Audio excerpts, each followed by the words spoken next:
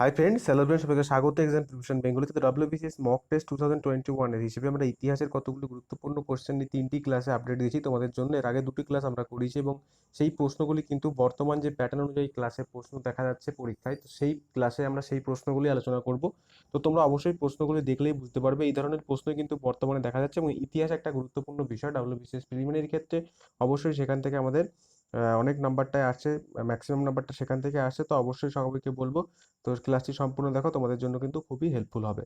তো প্রথম প্রশ্ন কি বলছে, who forbade propagandist preaching by the Baptist missionaries, অর্থাৎ যে মিশনারিরা ছিল খ্রিস্ট ধর্মের যারা প্রচার করতেন, তো তাদেরকে মানা করেছিলেন ধর্ম প্রচারের ক্ষেত্রে। সেটা কোন governor general? Lord Curzon, Lord Hardinge, Lord Minto, Lord Chelmsford. তো দেখো, মূলত কিন্তু এই ব্রিটিশরা চেয়েছিল যে আমাদের ভারতে খ্রিস্ট ধর্ম প্রচার করা এবং সেই সঙ্গে রাজ্য বিস্তার বা তাদের যে সম্পদের লুণ্ঠন সেটা করা, কিন্তু এই ক্ষেত্রে কিন্তু একজন গভর্নর জেনারেল বাধা দিয়েছিলেন যে ধর্ম প্রচার করা যাবে না, কারণ খ্রিস্টানরা কি করছিলেন, বিভিন্ন ধর্মের মানুষকে খ্রিস্ট ধর্মে রূপান্তরিত করছিলেন। তো তিনি হলেন অপশন সি, লর্ড মিন্টো। পরবর্তী কোশ্চেনে যাব। বলছে, which commission was set up by the British to suggest measure to improve condition of labour in industrial undertaking in the plantation in India. অর্থাৎ ভারতে যে ইন্ডাস্ট্রিয়াল বিভিন্ন সেক্টরগুলো ছিল সেখানে যে আমাদের ব্রিটিশরা কি করেছিল, তাদের কন্ডিশনগুলোকে ইমপ্রুভ করা, লেবারদের যে কন্ডিশন সেই লেবারদের কন্ডিশনগুলোকে কি করা, ইমপ্রুভ করা, তাদের বিভিন্ন সুযোগ সুবিধা দেওয়া। তো এর মধ্যে কোন কমিশন সেটা যুক্ত তার সঙ্গে? তো অপশন কি বলছে দেখো, MacDonald Commission, Raleigh Commission, Fraser Commission নাকি হোয়াইটলি কমিশন। তো সঠিক অ্যান্সার আমাদের এখান থেকে হয়ে যাবে অপশন বি, রেলেই কমিশন। এটা 1929 সালে গঠিত হয়, এবং 1929 সালে এই কারণেই গঠিত হয় যাতে ইন্ডাস্ট্রিয়াল বিভিন্ন সেক্টরে যেসব ওয়ার্কাররা আসে তারা যাতে সঠিকভাবে তাদের সুবিধাগুলো পায় সেই জন্য। পরবর্তী কোশ্চেনে যাব। Who among the early nationalist work in England mobilise public opinion in favour of the England national movement. অর্থাৎ এদের মধ্যে কোনজন ইংল্যান্ডে বিশেষভাবে কি করেছিলেন, কাজ করেছিলেন যে ইন্ডিয়ান ন্যাশনাল মুভমেন্টের ক্ষেত্রে সেখানকার মানুষদের, ইন্ডিয়ান যে নাগরিকরা সেখানে থাকে তাদেরকে বিভিন্নভাবে সংঘবদ্ধ করা, তাদেরকে বোঝানো সেই বিষয়ে? গোপাল কৃষ্ণ গোখলে, ডাব্লিউ বাচা, লালা লাজপাত রায়, দাদাভাই নৌরোজি। তো সঠিক অ্যান্সার আমাদের এখান থেকে হয়ে যাবে কিন্তু অপশন ডি, দাদাভাই নৌরোজি। পরবর্তী কোশ্চেন দেখো, which was the first Bengali news paper, অর্থাৎ ভারতের প্রথম বাংলায় প্রকাশিত নিউজ পেপার কোনটি? তো এখানে বলছে ডেইলি, কিন্তু এটা বলছে কি বেঙ্গলি ডেইলি, অর্থাৎ প্রতিদিন যেটা প্রকাশ পেত। এর আগে তোমরা অবশ্যই জেনে থাকবে বেঙ্গল গেজেট প্রথম বাংলায় প্রকাশিত, কিন্তু বেঙ্গল গেজেট কিন্তু ডেইলি প্রকাশিত সংবাদপত্র নয়। তাহলে এখান থেকে আমাদের অপশন দেখতে হবে। বলছে বেঙ্গল গেজেট, সমাচার দর্পণ, এগুলো সবই বাংলার, হ্যাঁ বাংলাতেই হতো। সংবাদ প্রভাকর, বেঙ্গল ক্রনিক্যাল, এবার এগুলোর কিন্তু বিভিন্ন বিভাগ ছিল, কেউ ডেইলি হতো না। এদের মধ্যে বিভিন্ন উইকলি এবং মান্থলি ছিল, কিন্তু একটাই ডেইলি আছে, সেটা হচ্ছে আমাদের অ্যান্সার, সেটা হচ্ছে অপশন সি, সংবাদ প্রভাকর। অর্থাৎ Sangbad Prabhakar first Bengali daily newspaper, যেটা প্রতিদিন প্রকাশ পেত বাংলায়। পরবর্তী কোশ্চেনে যাব। Bande Mataram was sung at the session of Indian National Congress. অর্থাৎ ভারতের প্রথম জাতীয় কংগ্রেসেই কিন্তু বন্দে মাতরম গাওয়া হয়, এবং সেটা কত সালে গাওয়া হয়? 1886, 1906, 1896, 1911। তো সঠিক অ্যান্সার হয়ে যাবে 1896। দেখো, এই যে বন্দে মাতরম, এটা কিন্তু বঙ্কিমচন্দ্রের লেখা আনন্দমঠ উপন্যাস থেকে নেওয়া হয়েছে, এবং আনন্দমঠ উপন্যাসে মূলত কি দুর্ভিক্ষের সময় বিভিন্ন কাহিনী বর্ণনা করা হয়েছে, নীল চাষীদের বিভিন্ন নীল করার কারণে বা দুর্ভিক্ষে যে মানুষের ক্ষতিগ্রস্ততা হয়েছিল সেইটাতেই বর্ণনা আছে আনন্দমঠ উপন্যাসে। পরবর্তী question, the governor general of Bengal become the governor general of India under the charter act of. অর্থাৎ কোন সনদ আইন বা চার্টার্ড অ্যাক্ট অনুসারে গভর্নর জেনারেল অফ বেঙ্গল কি হয়েছিল, ভারতের গভর্নর জেনারেল পদে উন্নীত হয়েছিল?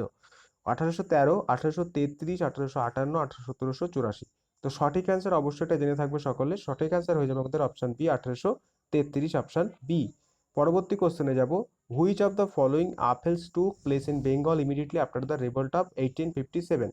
অর্থাৎ 1857 খ্রিস্টাব্দের মহাবিদ্রোহের পরে ভারতে বাংলায় আর একটা কিন্তু বিদ্রোহ দেখা যায় ইমিডিয়েটলি তারপরেই। তো সেটা কোন বিদ্রোহ ছিল? সান্তান রিবিলিয়ন, ইন্ডিগো ডিস্টারবেন্স, সন্ন্যাসী রিবিলিয়ন, পাটনা ডিস্টারবেন্স। তো অবশ্যই তোমরা যদি সালগুলো জেনে থাকো তাহলে দেখবে তোমরা যে ইন্ডিগো ডিস্টারবেন্স যেটা ছিল সেটা আমাদের হয়েছিল 1859 সালে। ঠিক আছে, 1859 থেকে 60 সালের ভেতরে। তো এই যে সালটা, এইটাই কিন্তু কত, আমাদের মহাবিদ্রোহ কত হয় 1857-তে। তো তার পরবর্তী সময় এটা হচ্ছে, তাহলে আমাদের কোনটা সঠিক অ্যান্সার হয়ে যাবে? ইন্ডিগো ডিস্টারবেন্স, অর্থাৎ অপশন বি আমাদের হয়ে যাবে সঠিক অ্যান্সার, ইন্ডিগো ডিস্টারবেন্স বা নীল বিদ্রোহ। পরবর্তী কোশ্চেনে যাব। The practice of sati was declared illegal by, অর্থাৎ সতী প্রথা, যেটা কি হতো সহমরণ প্রথা, যেরকম স্বামী মারা গেলে তার স্ত্রীকে তার সঙ্গে সহমরণে যেতে হতো, তো সেটা কোন গভর্নর জেনারেল এটাকে বন্ধ করেছিলেন? Lord Ripon, Lord Cornwallis, Lord William Bentinck, Raja Rammohan রায়। তো সঠিক অ্যান্সার দেখো অপশন হয়ে যাবে option C, Lord William Bentinck. Raja Rammohan রায় কি করেছিলেন? এর সঙ্গে সহায়তা করেছিলেন এবং 1829 সালে নাগাদ এটি কি হয়ে যায়? পুরোপুরি বন্ধ হয়ে যায় এবং 1829 সালে এটি বন্ধ হয়। পরবর্তী question, who was the first Muslim president of Indian National Congress, অর্থাৎ ভারতীয় জাতীয় কংগ্রেসের প্রথম মুসলিম সভাপতি কে ছিলেন? রহমতুল্লাহ Shahini, Badruddin Tyabji, Shahed Hasan Imam, Shahed MD বাহাদুর। তো শায়েদ এমডি বলতে মোহাম্মদ বাহাদুর। তো সঠিক অ্যান্সার হয়ে যাবে বদরুদ্দিন তাইবজি বা অপশন বি যেটা আছে। দেখো বদরুদ্দিন তাইবজি 1887 সালে মাদ্রাসে কি হয়েছিল? প্রেসিডেন্ট নির্বাচিত হয়েছিল।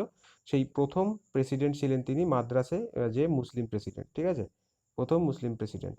পরবর্তী কোশ্চেনে যাব, British India Society was founded by, British India Society কার দ্বারা প্রতিষ্ঠিত হয়? দ্বারকানাথ ঠাকুর, দেবেন্দ্রনাথ ঠাকুর, দাদাভাই নৌরোজি, রাজা রামমোহন রায়। তো এটার অ্যান্সার তোমাদের আমি বলবো, তোমরা অবশ্যই কমেন্টে করবে, এটা একটা গুরুত্বপূর্ণ প্রশ্ন, পরীক্ষায় বারবার আসতে দেখা যায়। তোমরা অবশ্যই যারা ক্লাসগুলি রেগুলার দেখছো তারা চেষ্টা করবে অ্যান্সারটিকে কমেন্টে দেওয়ার। পরবর্তী question, in which year was the British east India company granted Deewani of Bengal, Bihar and Orissa, অর্থাৎ ভারতে কি হয়েছিল? East India company Bengal, Bihar এবং উড়িষ্যার দেওয়ানি পেয়েছিল এবং সেটা কত সালে? 1717, 1757, 1765 আর 1865, 1765। দেখো দেওয়ানি নেওয়ার পেছনে একটা কাহিনী ছিল, সেটা হচ্ছে 1764 সালে কি হয়? বক্সারের যুদ্ধ হয় এবং সেই যুদ্ধে কে কে যুক্ত ছিল? বেঙ্গলের মীর কাসিম, অযোধ্যার সুজাউদ্দৌল্লা এবং বাহাদুর শাহ টু। তিনি ছিলেন কি সেই সময়কার মোগল এম্পায়ার বা ভারতের যে মোগল এম্পায়ারের শেষ রাজাও বলতে পারো তাকে। তো বাহাদুর শাহ টু যখন ছিলেন তখন এরা তিনজন মিলে ইংরেজদের বিরুদ্ধে যুদ্ধ করে, বক্সারের যুদ্ধ, এবং রীতিমতো কিন্তু ইংরেজরা জয়ী হয় এবং এই ক্ষেত্রে টিটি হয় যে ইংরেজদের দেওয়ানি দেওয়া হবে, যে ক্ষেত্রে তারা বাংলা, বিহার এবং উড়িষ্যায় বিনা শুল্কে বাণিজ্য করতে পারবে। তো সেটার সূত্রপাত ঘটে কত সালে? 1765 সালে এবং 1765 সালে কি হয়? এরা বাংলা, বিহার, উড়িষ্যার দেওয়ানি লাভ করে। পরবর্তী question, who captured Lucknow from the rebels during the revolt of 1857? দেখো এই কোশ্চেনগুলো কিন্তু বারবার রিপিটেড হচ্ছে। কোন জায়গা থেকে? দেখো যে আমাদের যে মহাবিদ্রোহ ছিল, সেই মহাবিদ্রোহের সময় কিন্তু বিভিন্ন ব্রিটিশ সেনাপতিরা বিভিন্ন জায়গায় বিদ্রোহগুলিকে দমন করে। তো সেই জায়গা থেকে একটা কোশ্চেন এসেছে, লখনৌকে কে বিদ্রোহটা দমন করেছিল? Hugh Rose, John Nicholson, Colin Campbell, Henry Lawrence. তো সঠিক অ্যান্সার হয়ে যাবে কি অপশন সি, কলিন ক্যাম্পবেল। অর্থাৎ আমাদেরকে কিন্তু ইন্ডিয়ান যখন রিভোল্ট পড়বো, সেই মানে রিভোল্ট অফ 1857, তখন কিন্তু আমরা যে জায়গায় যে সেনাপতিগুলো বিদ্রোহ দমন করেছিল এটা কিন্তু খুব গুরুত্বপূর্ণ এবং সেই সময় সেসব জায়গা থেকে কারা নেতৃত্ব দিয়েছিলেন। লখনৌ থেকে কে নেতৃত্ব দিয়েছে তোমাদের অবশ্যই একবার জানিয়ে দেবো। লখনৌ থেকে নেতৃত্ব দিয়েছিলেন বেগম হজরত মহল। পরবর্তী কোশ্চেনে যাব, who was the governor general during the revolt of 1857? অর্থাৎ ভারতে যখন, সরি কোশ্চেনটার অপশনগুলো একটু ভুল হয়ে গেছে, ঠিক আছে, কোশ্চেনটার অপশনগুলো একটু ভুল হয়ে গেছে, এখানে তোমরা অবশ্যই কোশ্চেনের অ্যান্সারটা জেনে থাকবে ক্যানিং, ঠিক আছে, অপশনটা এখানে ক্যানিং অপশনটা দেওয়া হয়নি, তো একটা অপশন কেটে দিচ্ছি। যে এখানে তাহলে কি হবে? গভর্নর জেনারেল কে ছিলেন যখন 1857 সালের মহাবিদ্রোহ হয়েছিল? ছিল কে? ক্যানিং, ঠিক আছে, লর্ড ক্যানিং ছিলেন আমাদের গভর্নর জেনারেল। পরবর্তী question, who among the following was were associated with the Dawn Society? Dawn সোসাইটির সঙ্গে এদের সঙ্গে কারা কারা যুক্ত ছিলেন? বলছে সতীশচন্দ্র মুখার্জি, অরবিন্দ ঘোষ, রাজা Subodhchandra Mallick, all of them, নাকি এরা সবাই? তো সঠিক অ্যান্সার এই ক্ষেত্রে কিন্তু আমাদের হয়ে যাবে option D, all of them. Dawn Society কিন্তু একটা বাংলার একটা গুপ্তচর সংস্থা, তো এদের সঙ্গে কিন্তু এই সতীশচন্দ্র মুখার্জি, অরবিন্দ ঘোষ, রাজা সুভাষচন্দ্র মল্লিক সকলেই যুক্ত ছিলেন। পরবর্তী কোশ্চেন এবং আজকে শেষ question, who said we do not ask any favour, we only want justice? কি বলেছে? ইনি বাংলাতে এটা করলে হবে যে আমরা কোনো দয়া চাচ্ছি না, আমরা চাই যেটা আইনত হয় সেই বিচারটা আমরা চাচ্ছি। তো এটা কে বলেছিলেন? M K Gandhi, Mahatma Gandhi, B G Tilak, Balgangadhar Tilak, Dadabhai Naoroji, Annie Besant. তো সঠিক অ্যান্সার আমাদের হয়ে যাবে অপশন সি, দাদাভাই নৌরোজি।